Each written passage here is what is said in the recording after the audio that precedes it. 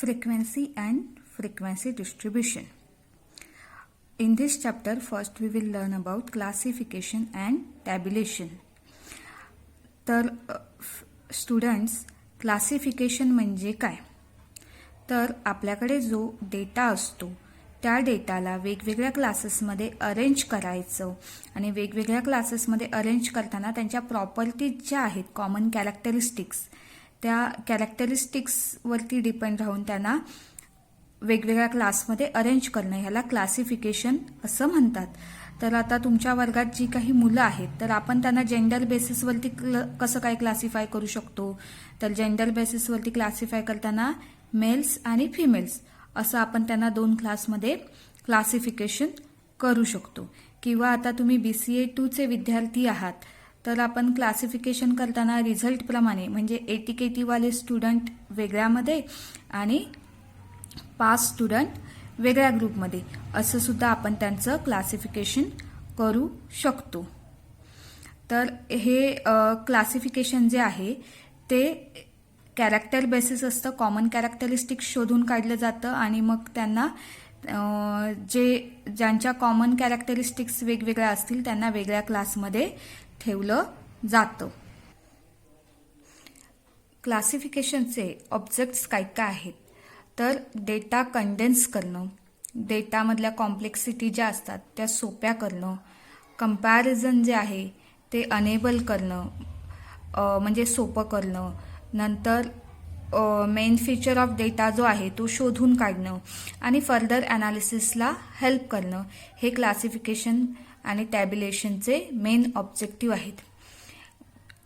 क्लासिफिकेशनचा जो बेस आहे त्याच्यामध्ये qualitative data, then quantitative data, geographical data and chronological order, तर ह्याच्यावरती बेस असतो.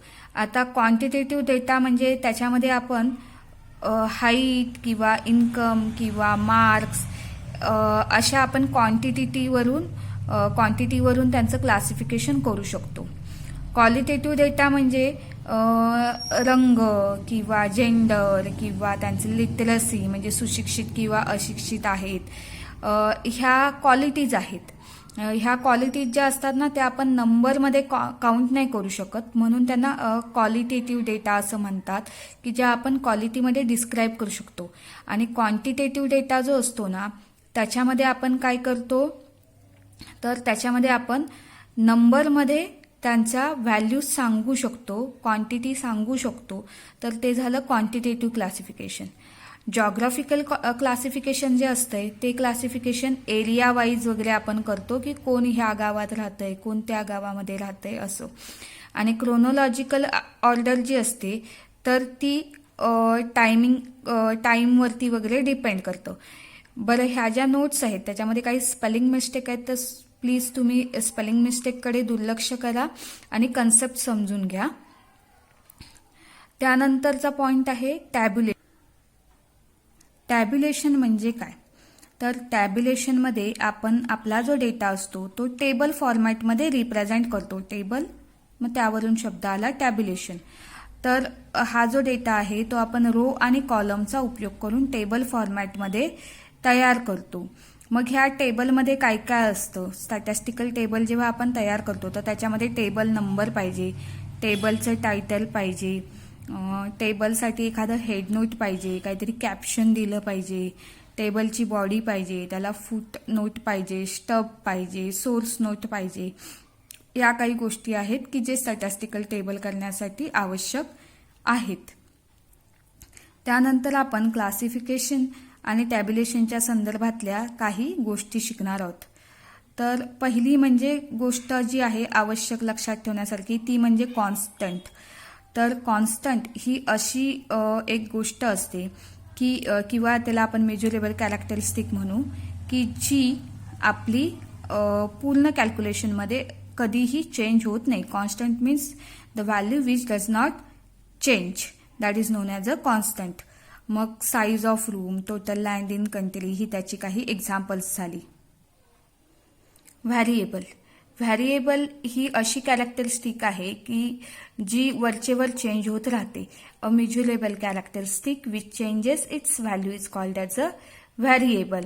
फॉर एक्झाम्पल, आपलं इंडिव्हिज्युअल ऑब्जेक्टच्या बाबतीत जेव्हा आपण विचार करतो तेव्हा प्रत्येक इंडिव्हिज्युअलचं एज, हाईट, वेट ह्या गोष्टी कशा आहेत, चेंज होणाऱ्या आहेत. तुमचं वेट कमी होऊ शकतं, तुमची हाईट वाढू शकते.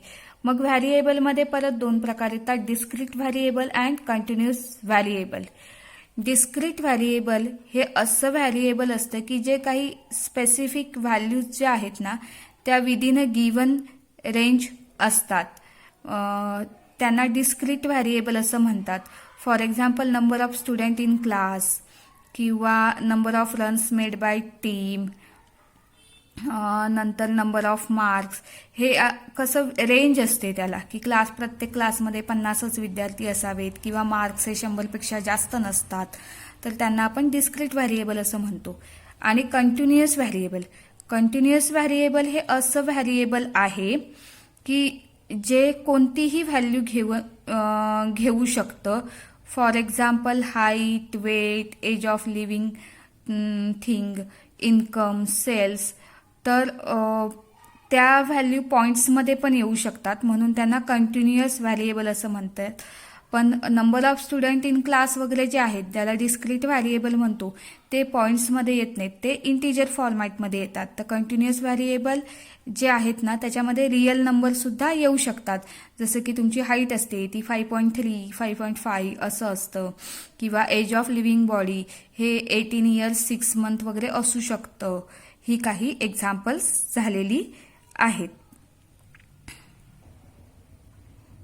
क्लास इंटरवल म्हणजे आपण जेव्हा क्लासेस तयार करतो तेव्हा त्या क्लासला आपण रेंज ठरवतो की आपण समजा जर 10 क्लास बनवले तर 0 to 10, 10 to 20, 20 to 30, 30 to 40, 40 to 50, 50 to 60, 60 to 70, 70 to 80, 80 to 90 आणि 90 to 100 असे आपण त्यांचे क्लास इंटरवल बनवणार. की 0 to 10 किती जणांना मार्क्स आहेत, जर आपल्याला मार्क्स काउंट करायचे असतील तर 0 to 10 किती जणांना मार्क्स आहेत तो नंबर आपण तिथे लिहिणार. 10 to 20 किती जणांना मार्क्स आहेत तो नंबर आपण तिथे लिहू. असं आपण त्या विद्यार्थ्यांचे ग्रुप करणार. तर क्लास इंटरवल म्हणजे काय, तर आपला जो डेटा जो आहे, डेटाची जी रेंज आहे त्याचा आपण छोटे छोटे ग्रुप बनवणार आणि त्या ग्रुपचं जे रेंज आहे त्याला आपण काय म्हणणार, क्लास इंटरवल म्हणणार. त्यानंतर क्लास लिमिट. तर जे आपण क्लास इंटरवल डिझाईन करण्यासाठी जे आपण लिमिट वापरलेलं आहे किंवा जे 2 नंबर वापरलेले आहेत त्याला आपण क्लास लिमिट असं म्हणतो.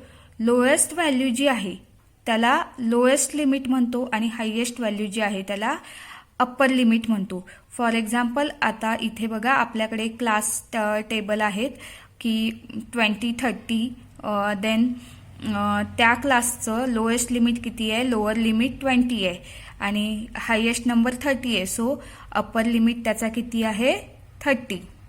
त्यानंतर class width. The difference between the upper and lower limit is known as a class width. आता मगाचाच आपण क्लास बघू की त्याच्यामध्ये बघा एक दुसरा क्लास दिला होता 30 आणि 40.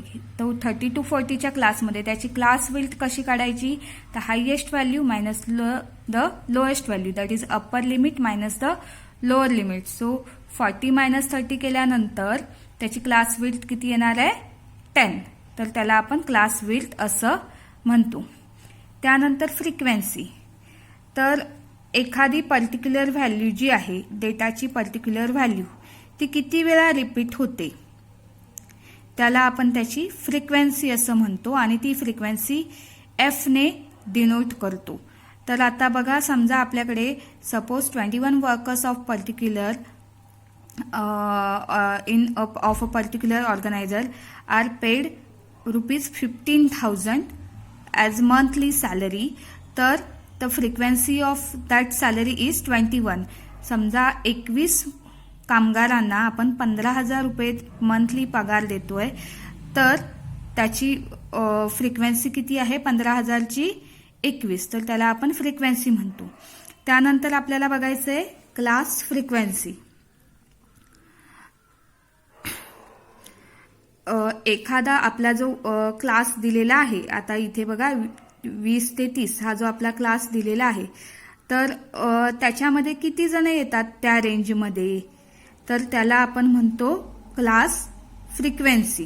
म्हणजे 20 ते 30च्या दरम्यान किती जण आहेत त्याला म्हणायचं क्लास फ्रिक्वेन्सी. आणि ही क्लास फ्रिक्वेन्सी सुद्धा एफ ने डिनोट केली जाते. Mid point of the class. Mid point of the class हा खूप सोपा आहे काढायला. आपण काय करायचं, lower limit plus upper limit करायचं अँड डिवाइड बाय 2. त्याचं जे आन्सर येतं त्याला म्हणायचं mid point of the class. त्यानंतर frequency of the class. Frequency density of the class. तर frequency density of class interval जे आहे ते आपण एफ डिवाइड बाय सी ह्याने देतो.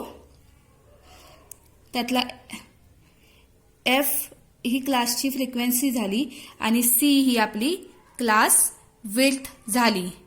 तर पुढच्या व्हिडिओमध्ये आपण बघू मेथड्स ऑफ द क्लासिफिकेशन.